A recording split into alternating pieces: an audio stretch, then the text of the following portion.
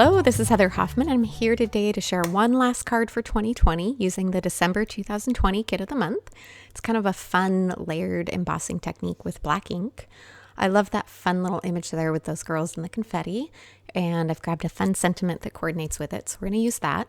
I'm going to stamp onto pattern paper. It's another fun way just to get some texture on your background, and I love how it makes it coordinate with whatever pattern paper you end up using.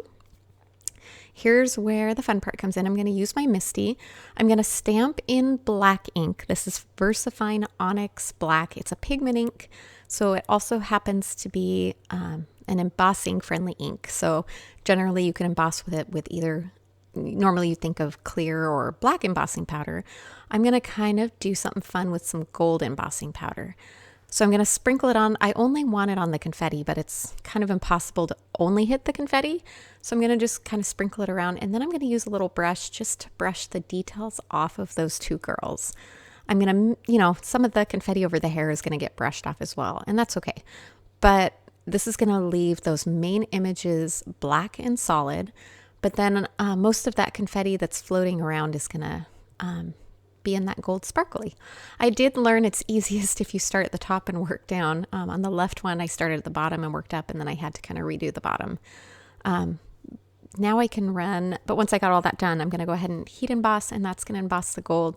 There's a few little stragglers of gold embossing powder on the girls, which is fine. It just kind of adds to that confetti look, but I love kind of that layered, fun look that you get from that. All right, I'm going to use a basic circle die. This one I'm using is from Simon Says Stamp. You could use a stitched one too. I just picked a size that I felt like fit that image really well. And I went ahead and die cut that off screen on my die cut machine. And you notice I had some pattern paper there. I actually ended up changing my mind as the card went on. It just felt like it blended too well. But to help make that circle pop, what I started off doing is using a blender brush and blending a little bit of embossing ink around the edges. And then I sprinkled on gold embossing pattern. You might notice it was a little heavier than I wanted, so I used that same brush technique to kind of brush a little bit of that off.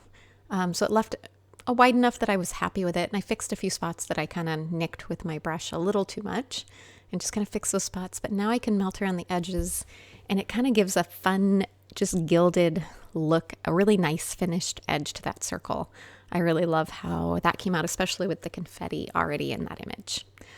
All right, time to clean off that desk really well and then get all the extra stuff kind of brushed off of that circle.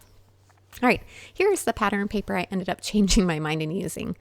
Navy and gold is always such a great combo, and once I had that finished, I just felt like it needed something a little bolder. And then I'm using a little more, this is just pattern paper from my stash, older stuff I'm using up.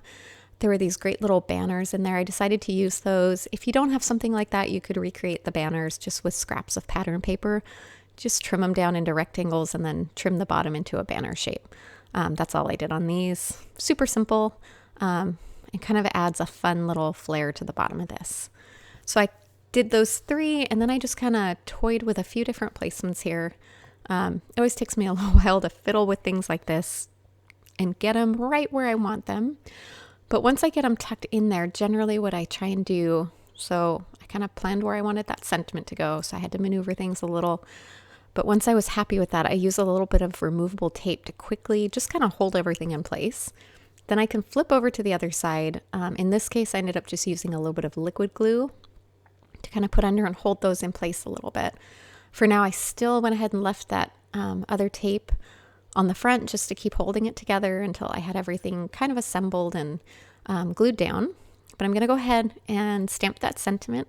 I'm going to do something similar on this. I didn't even use my MISTI to stamp, but I'm going to do something similar to what I did on that image. I'm going to stamp it in black ink, and then I'm going to sprinkle on gold embossing powder, mostly just trying to hit the main words at the bottom and brush off the extra ink.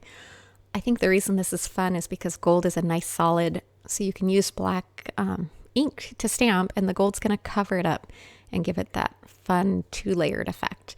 You could also selectively stamp and mask and do it that way, but this is just one quicker little way to accomplish the same thing. All right, I attached that with foam adhesive, and then I'm going to apply some foam adhesive over the entire rest. I'm tucking quite a bit in there because I want this to have a nice solid base to rest on. Once I got all of these peeled off and I stuck it down, I realized I needed to put a little extra in that top corner where the sentiment pokes over, so I just kind of tucked a little piece under there to stabilize that a little more.